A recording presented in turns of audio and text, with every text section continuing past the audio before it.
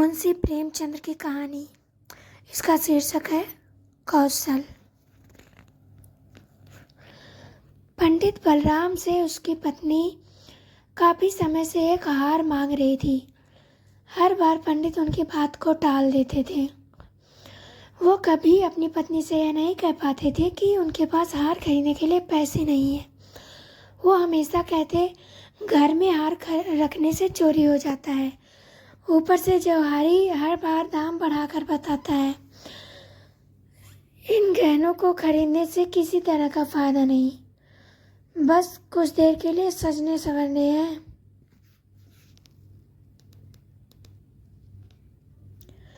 पंडित की पत्नी काफी भोली थी। वो हमेशा अपने पति के इन बातों में आ जाती थी, लेकिन दूसरी महिलाओं के पास गहने देखकर उसके मन में होता था कि काश मेरे पास भी जेवर होता। वैसे पंडित थोड़ी मेहनत करते तो अपनी पत्नी के लिए हार खरीद सकते थे, लेकिन उन्हें सिर्फ भोजन करना और आराम करना ही पसंद था। वो अपने आलस्य के कारण पत्नी की 4 बातों को सुनना भी बुरा नहीं मानते थे।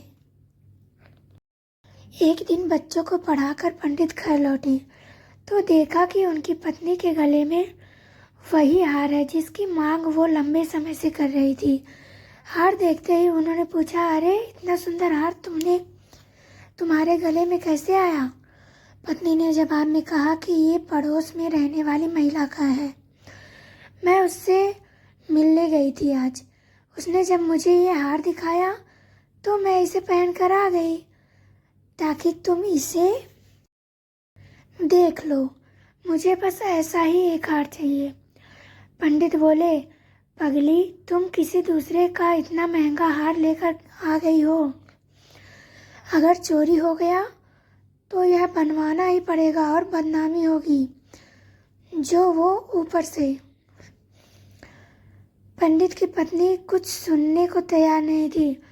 उसने बताया कि यह 20 तोले का हार है और मुझे भी बिल्कुल ऐसा ही जेवर चाहिए।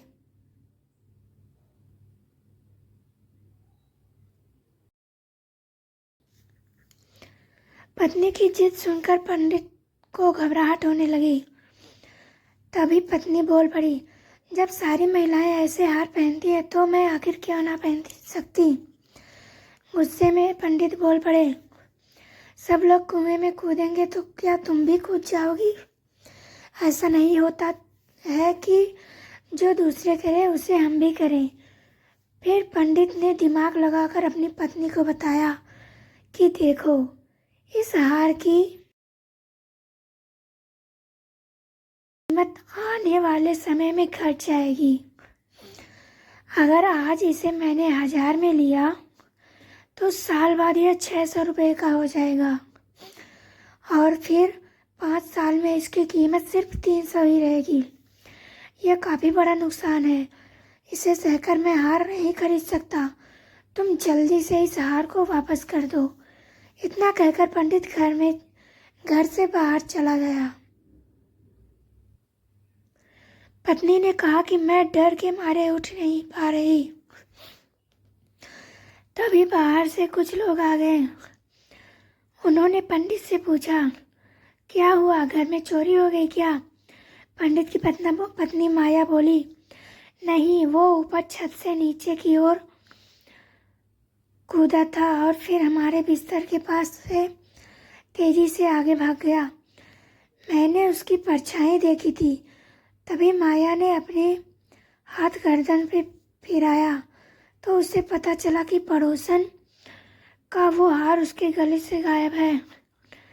हे भगवान कहकर वो अपना सर पीटने लगी। उसके पति ने कहा कि अब खुद को दोष मत दो, देखते हैं कुछ ना कुछ कर ही लेंगे।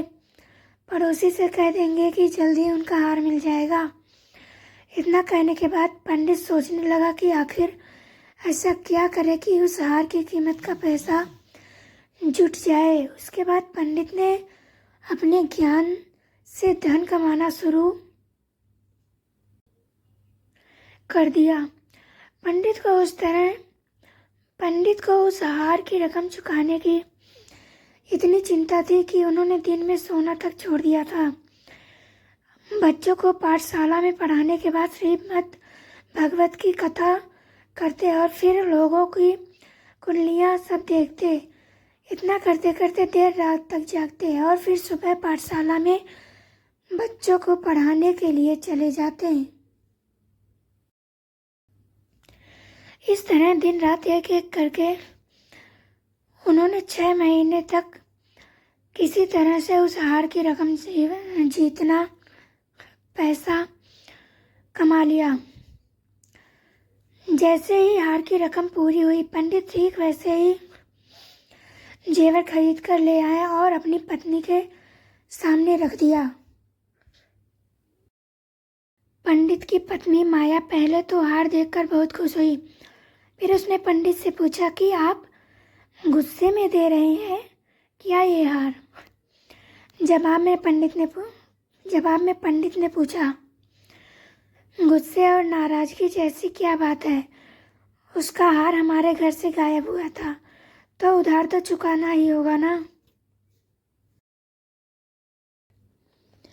इतना सुनकर पंडित शास्त्री की पत्नी बोली, नहीं, ये उधार नहीं है।